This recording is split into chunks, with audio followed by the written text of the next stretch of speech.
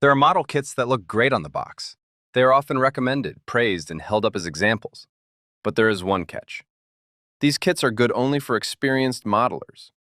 If you build them too early, instead of enjoyment, you get frustration. In this video, we're talking about exactly those models. Not bad kits, just not for everyone. The first brand that clearly belongs on this list is Bronco models. And honestly, almost their entire lineup. Bronco doesn't really make simple kits. What they do make is rare, unusual, and often completely unopposed by other manufacturers. That's exactly why their boxes are so tempting. You see a subject no one else offers, and it feels like a missed opportunity if you don't buy it. But there's a catch. Bronco is a very specific brand. Not a bad one, just heavily overcomplicated in places. Too many small, fragile parts, complex assemblies, and constant test fitting. Even experienced modelers can find these kits exhausting. And for beginners, they're often a fast way to lose all motivation. One mistake early on tends to snowball, and at some point you're no longer building a model. You're fighting it. Bronco kits can be great, but only if you already know what you're getting into. The same category also includes MiniArt. Not all of it, but a large part.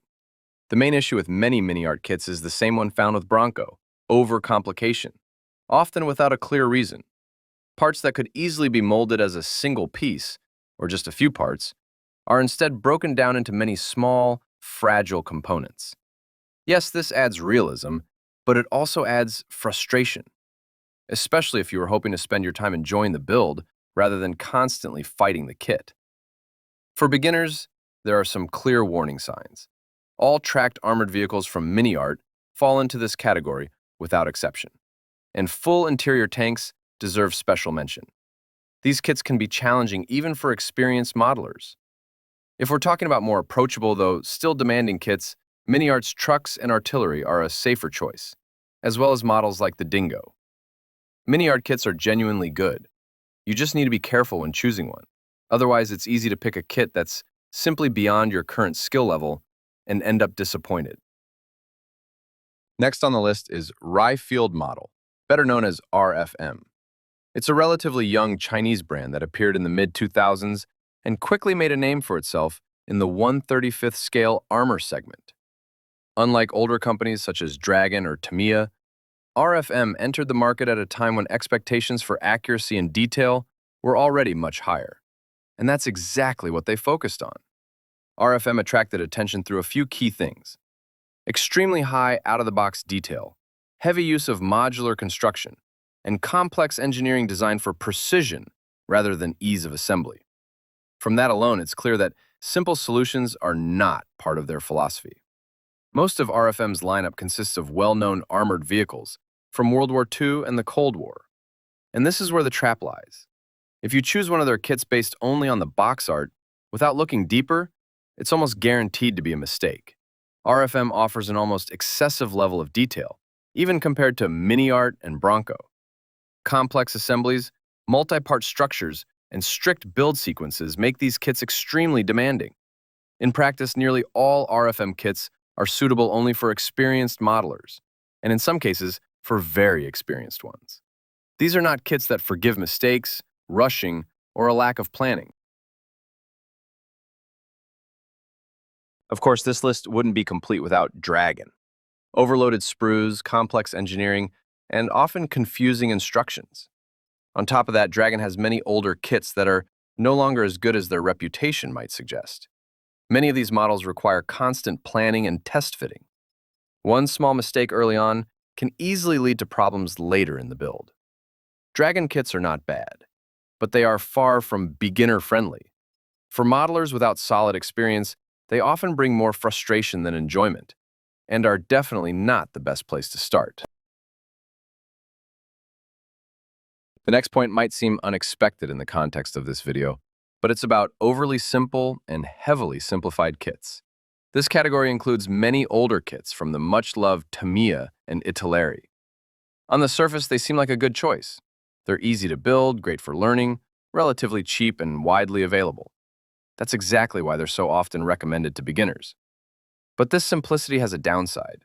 The finished result is usually very average, sometimes even by beginner standards.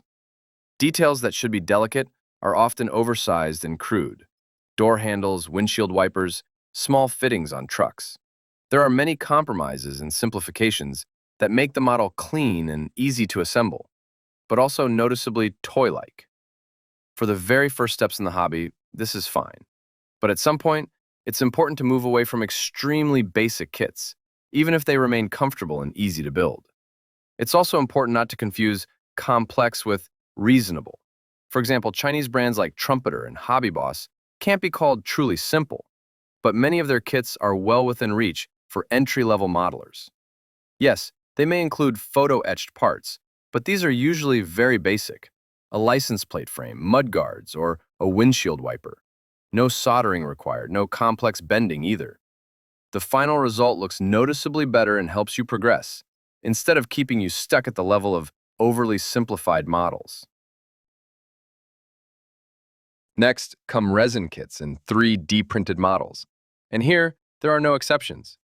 Yes, resin kits can be very interesting. Some manufacturers, like Balaton models, offer rare and unusual subjects you simply won't find in plastic. But resin always comes with compromises, and price is only part of the story. The main issue isn't the number of parts. In fact, there are often fewer of them. The real problem is that resin doesn't forgive mistakes.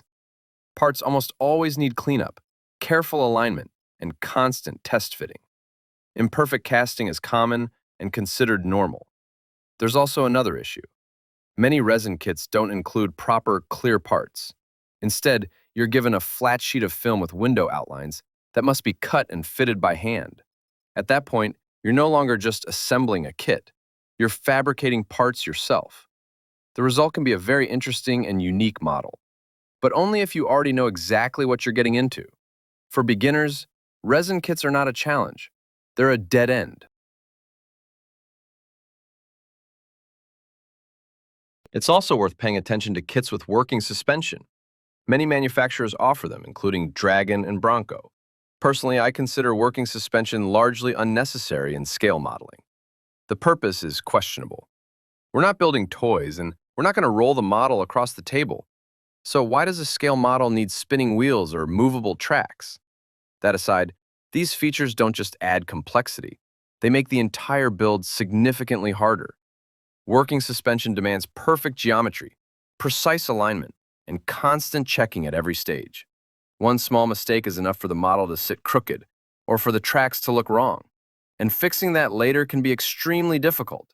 For an experienced modeler, this can be an interesting engineering challenge.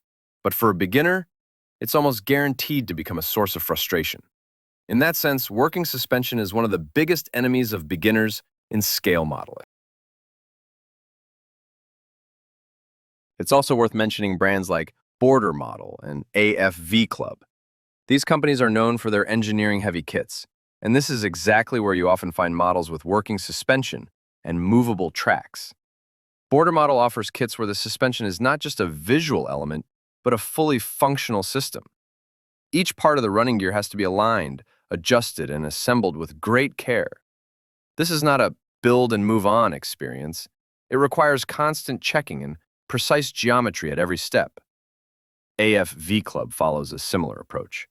Working suspension, articulated tracks, and complex mechanical assemblies are common in their kits.